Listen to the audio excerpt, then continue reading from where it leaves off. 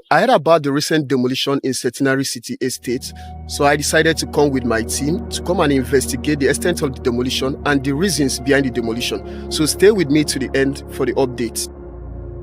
A lot of news have emerged from the recent demolition carried out by the Enugu State's Capital Territory Development Authority on Friday, 19th of January.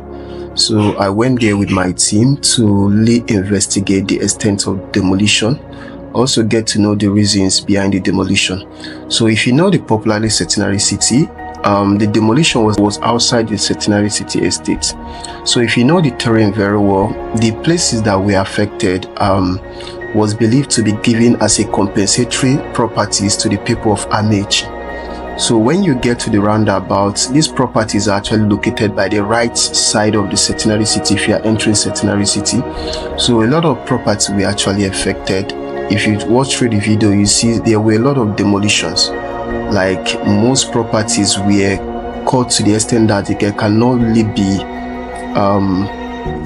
it's not something that you can start rebuilding. You just have to demolish them completely in order to start from the very foundation level.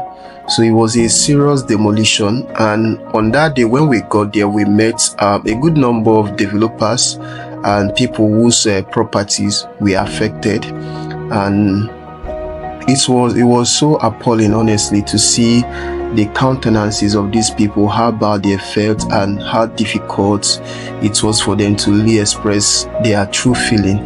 So we had a little discussion with one of the developers. So he began to narrate to us his own observation and the reasons behind the demolition.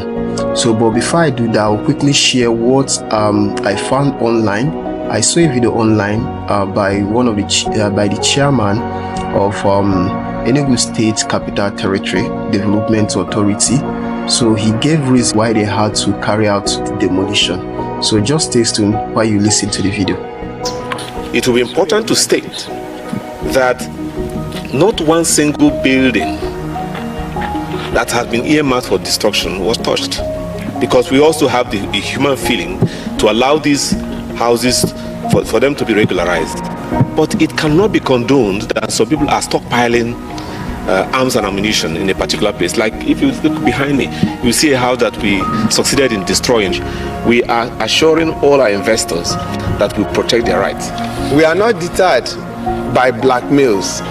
We are determined to stamp out land grabbers' efforts to betray the investor friendliness of Enugu State. We insist that when people enter a contract with Enugu State government, they can go to bed and sleep.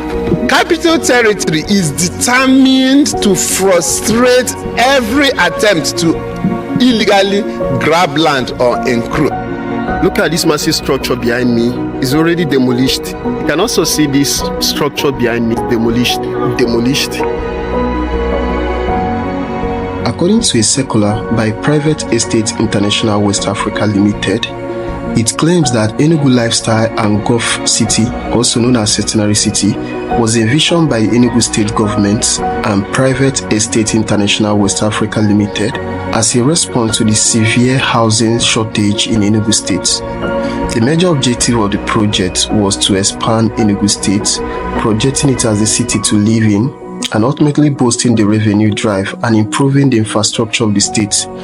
It was stated in that circular that the state government entered into a public-private partnership with the P1 under the new Township Development Agreement to bring this dream to fruition.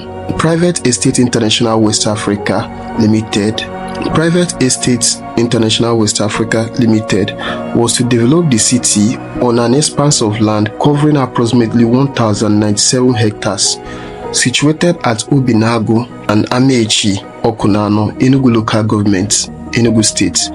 According to the circular, P1 claims the land grabbers invaded the project and sold off land to third-party buyers and erected buildings indiscriminately without regard to the city's master plan. The illegalities and land encroachment resulted to the demolition of illegal and uncompleted building by Enugu State Capital Territory Development Authority on 19 January 2024. Before the demolition, Enugu State government claimed to have served notice cautioning against the development and any further encroachment. While we sympathize with the victims of the recent demolition who have lost their properties, it is very important for every investors and clients to understand there is always a need to seek the service of property lawyer and professional realtor. This will help them to nullify every form of embarrassment or loss of property. This is Emmanuel, your favorite realtor.